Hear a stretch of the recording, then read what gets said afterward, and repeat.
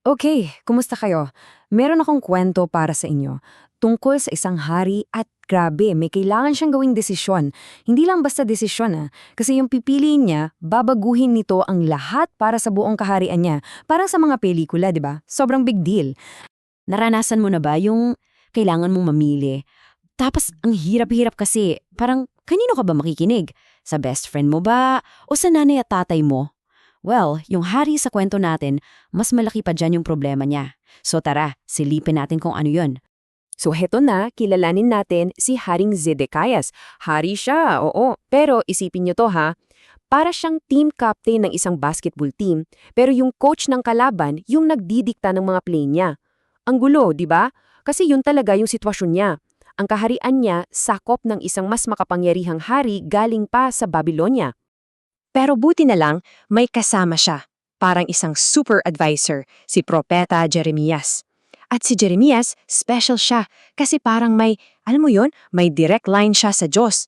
Kaya yung mga payo na binibigay niya sa hari, siguradong the best yan.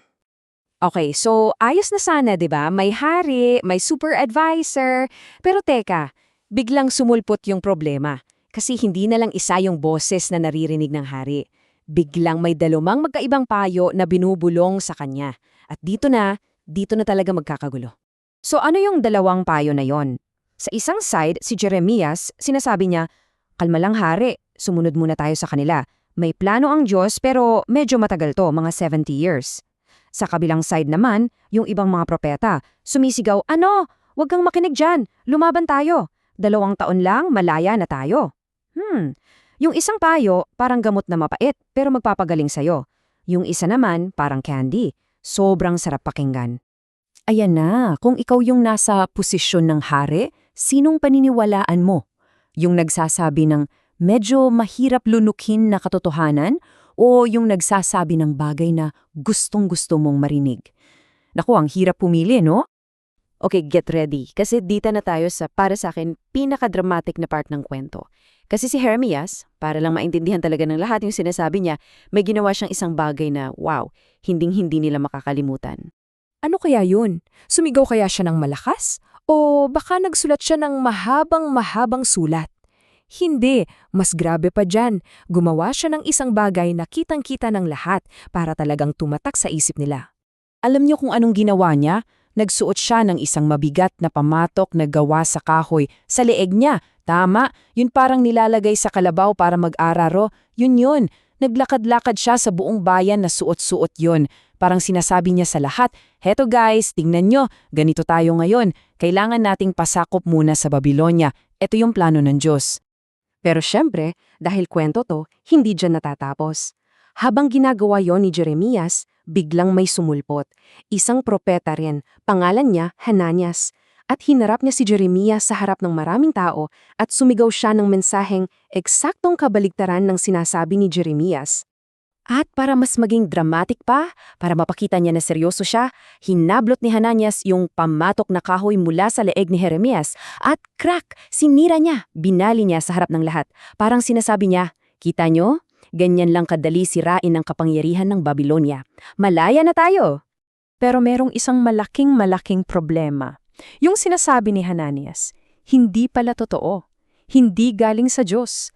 Nagsisinungaling lang siya. At alam niyo kung anong nangyari?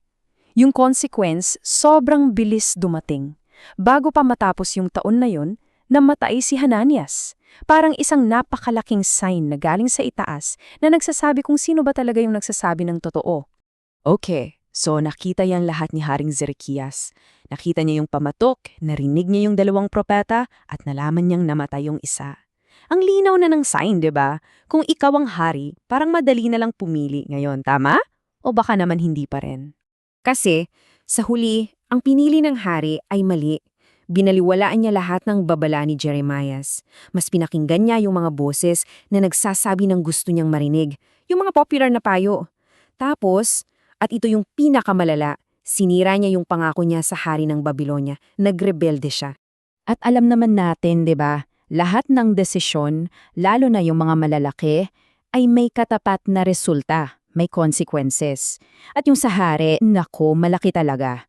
Dahil sa pagrerebelde niya, dahil sa pakikinig niya sa maling payo, Ang naging resulta, sakuna, nasira ang buong kaharian niya. Ang mga tao, sobrang naghirap. Lahat ng yon dahil lang sa isang maling pagpili kung kaninong boses ang pakikinggan. Dito natin makikita yung lesson ng buong kwento. Ang pinakaimportante palang desisyon ng hari ay hindi yung kung lalaban ba siya o susuko. Ang tunay na malaking desisyon ay sino ba ang pakikinggan ko. Yung pagpili niya ng boses na pagkakatiwalaan, yun yung nagbago ng lahat. Kaya eto yung tanong na iniiwan sa atin. Sa panahon ngayon, ang dami-daming boses sa paligid natin, di ba? May sinasabi yung mga kaibigan natin, may sinasabi yung pamilya natin, may nakikita tayo sa social media, sa TikTok, ang dami.